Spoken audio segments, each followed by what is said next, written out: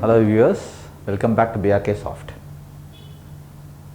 There have been few queries in the channel as to what financial reengineering means. Now, financial reengineering is nothing but where you raise financial products to optimize your cost of capital. What does this mean? It means, let me give you a small example. Let's assume a company has been in the business of an assembly line. They are only in domestic markets. Their customers are in domestic industries.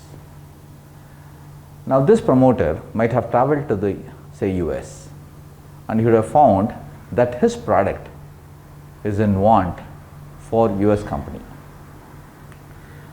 Now he comes to know that that particular US company has been sourcing this particular product at a very high cost. Let's assume he has a dialogue with the company and they have agreed to pick this from India, from this particular company. Now his assembly line will have now two divisions, the domestic division and export division. To suit an export product, again, if he uses the same, say, a term loan or a CC at say 8%, 9% in today's cost, it's going to be unviable for him. To make it more profitable, what he will do is to source money from abroad. As I was telling you in few episodes earlier, a product called an ECB or FCTL. The company is the same, the production line is the same, the industry is the same, but he is making more margins by substituting a debt from a 9% to a 2 to 3% debt. Look at the margins it's going to have. These are some of the innovative methods or techniques where we teach the students now itself. This was not available to me earlier because these are innovative products which I have learned by practice throughout my life. Now this practice, instead of you learning it for over next 10 or 15 years, I am giving you in 20 hours.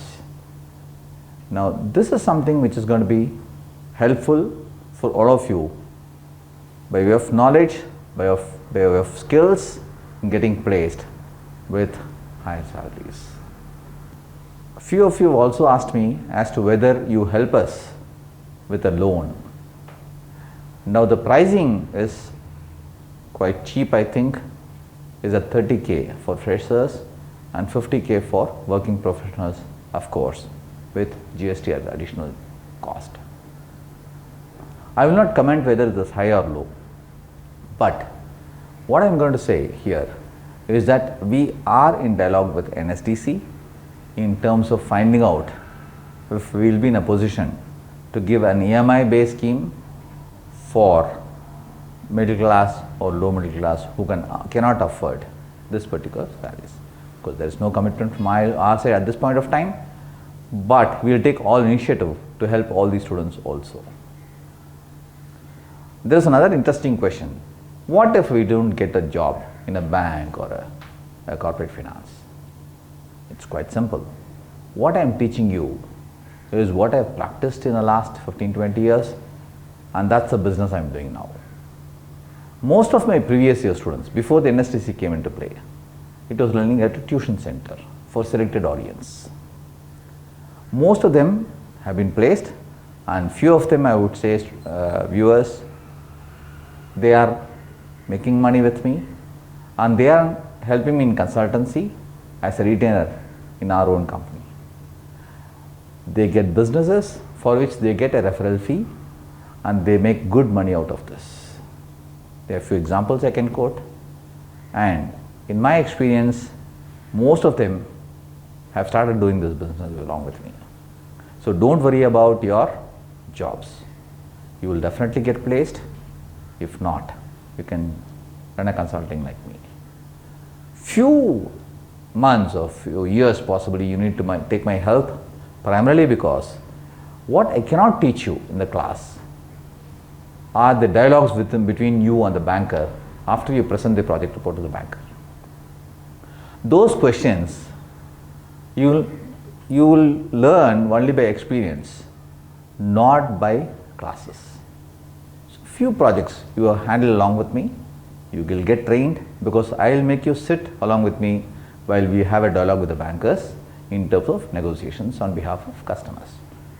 This experience will help you to start your own businesses like me. I'll be rather proud that you all do well and be successful in your future endeavors. Coming back to our BRK-SOFT. Now the next technique, what we are going to teach you is financial projections. This is a core area because without understanding the project cost, without understanding viability, and without understanding the economies of operations in the markets, you will not be able to enter this. As you all know, in my consulting firm Corporate Clinic, I'll tell you one of the examples which I came across.